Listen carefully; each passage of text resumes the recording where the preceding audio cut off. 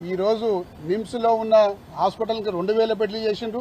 Sanath Nagar, Alwal, LB Nagar లో దాదాపు 3000 బెడ్ల hospital యొక్క ఫౌండేషన్ 2022 ఏప్రిల్ 20 నాడు వేసిండు. అలాగే వరంగల్లో హెల్త్ సిటీని అక్కడ ఫౌండేషన్ వేసిండు. 10,000 బెడ్లు రాబోయే తరాలకు అందాలన్న ఉద్దేశంతో, రాబోయే 4 సంవత్సరాల్లో అందాలన్న ఉద్దేశంతో 2022లో ఫౌండేషన్ వేసిండు.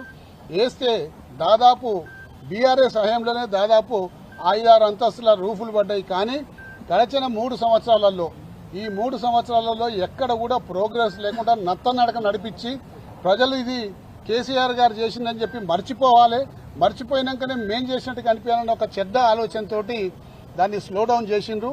ఇవాళ ముఖ్యమంత్రి గారు సనత్ నగర్ టిమ్స్ నిన్న ప్రారంభించడం జరిగింది.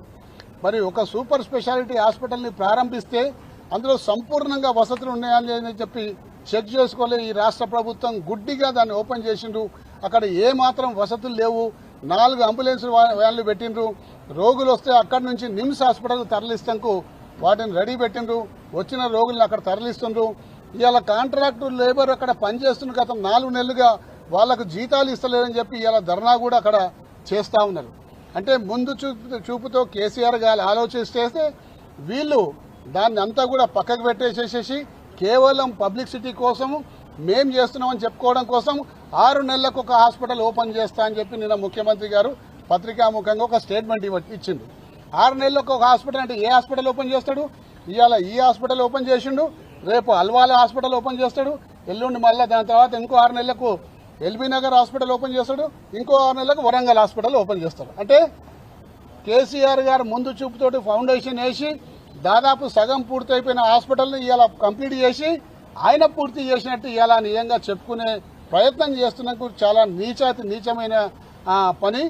రాజకీయాల్లో ఇంత నీచ స్థాయికి దిగజారి ఇలా చేస్తున్న ఏ రాష్ట్ర ముఖ్యమంత్రి కూడా లేడు.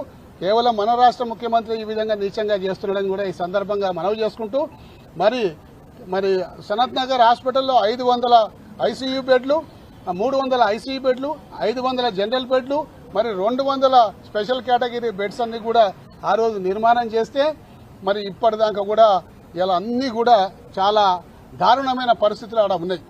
ఇంత దారుణమైన పరిస్థితులు పెట్టుకుని ఎందుకు ఓపెన్ చేశామని కూడా ఈ సందర్భంగా వారిని మేము ప్రశ్నిస్తున్నాం.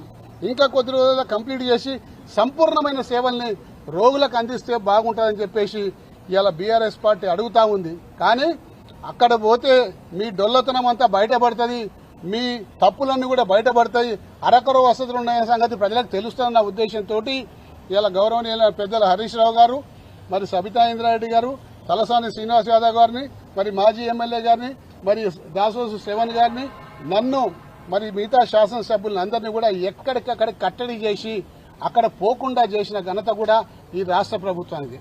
ప్రజాస్వామ్యంలో ఈ విధంగా గొంతు నొక్కే ప్రయత్నం చేస్తే ఎక్కువ రోజులు నొక్కలేవు. ఎన్ని రోజులు ఆపగలుగుతావు, ఎన్ని రోజులు దాయగలుగుతావు ఆ డొల్లతనాన్ని? ఈ రోజు కాకుండా ఇంకో వారం రోజుల కన్నా ఆ డొల్లతనం బయటపడుతుంది.